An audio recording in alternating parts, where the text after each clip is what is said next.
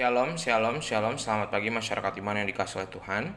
Hari ini kita akan bersama-sama menapaki hari yang baru dan kita percaya bahwa penyertaan Tuhan nyata dalam kehidupan kita. Kalau kita mau menghitung begitu banyak yang Tuhan sudah beri, dan biarlah ke depan juga semakin banyak yang kita sadari. Kidung Jemaat 393, Tuhan betapa banyaknya, bait pertama dan yang kedua. Kidung Jemaat 393, Tuhan betapa banyaknya.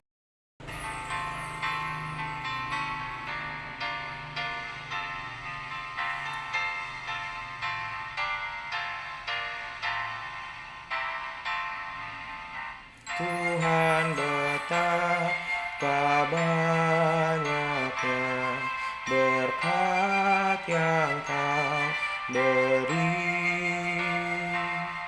teristimewa rahmat-Mu dan hidup abadi.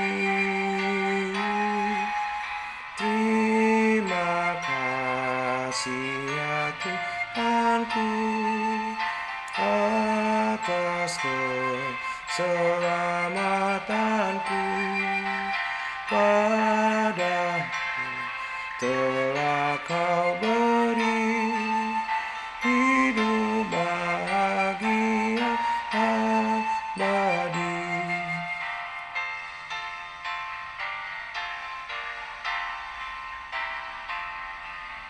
Sanak saudara dan teman Kau beri kepadaku, berkat terindah ialah ku jadi anak-Mu.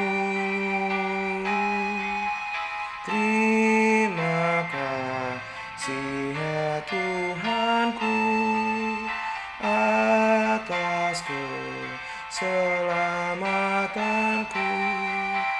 Padaku telah Kau beri hidup bahagia abadi. Mari kita berdoa. Tuhan, begitu banyak berkat yang Kau beri dalam hidup kami. Terima kasih untuk setiap keselamatan, terima kasih untuk setiap hal-hal indah, dan terima kasih untuk setiap pelajaran. Dan hari ini kami mau bersama-sama menapaki hidup kami dengan menyentuh firman Tuhan, mampukan agar kami boleh mengerti terlebih memahami. Kami serahkan dalam nama-Mu, kami berdoa dan bersyukur. Amin. Kita buka 2 Tawar 15 ayat 1-7. 2 Tawar 15 ayat 1-7. 2 Tawar 15 ayat 1-7. 2 Tawar 15 ayat 1-7, dengarkanlah sabda Tuhan.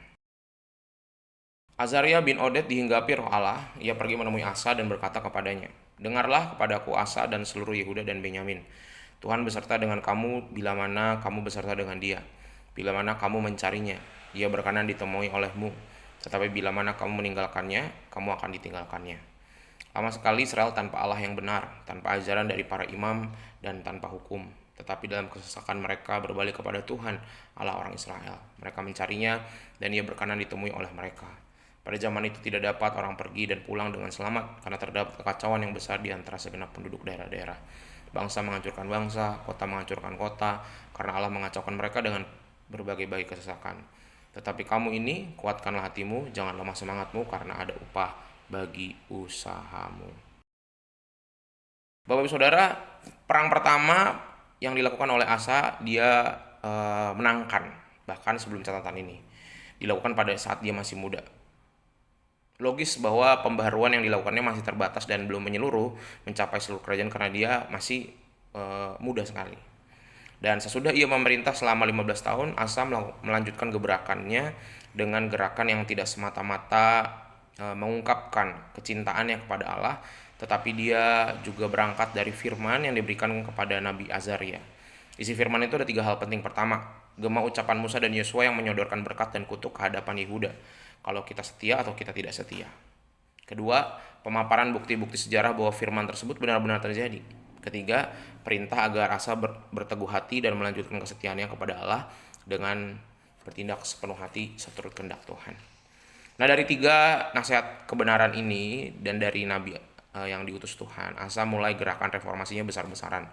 Pertama, dia memperluas wilayah pembersihan berhala yang najis di seluruh Yudea, Benyamin, bukit-bukit Efraim. Kedua, bukan saja pembersihan berhala, dia juga melakukan pembaharuan melibatkan perubahan sikap dan kebiasaan orang-orang.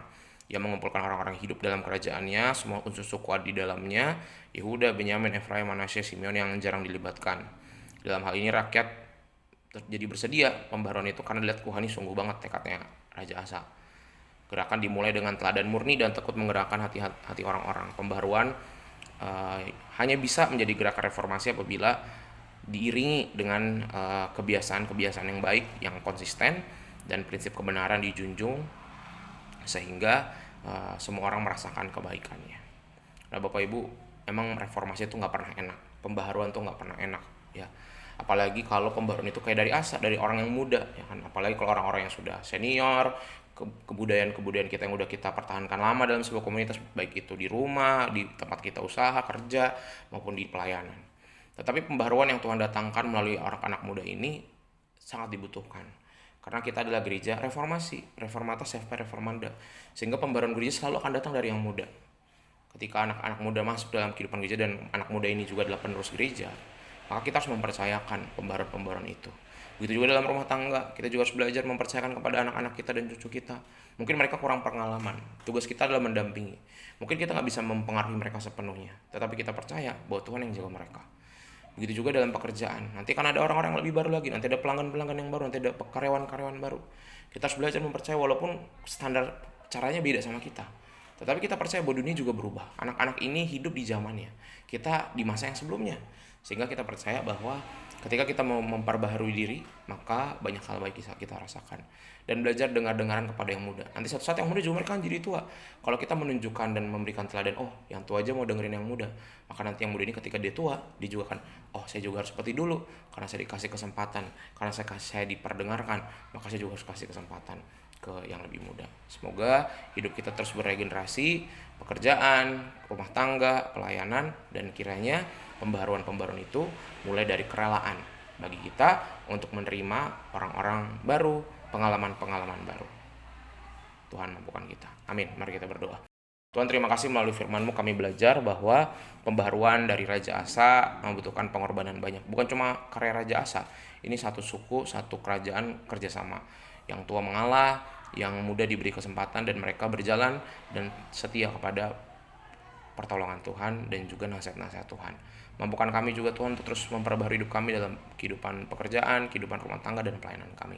Kami serahkan dan kami percayakan masa depan, kehidupan baru bagi kehidupan yang ada di sekitar kami ke dalam tangan-Mu, dan pakai kami untuk tetap rendah hati dan belajar memberikan kesempatan kepada yang baru. Dalam nama kami berdoa. Amin. Selamat pagi, Tuhan Yesus memberkati, tetap bersemangat.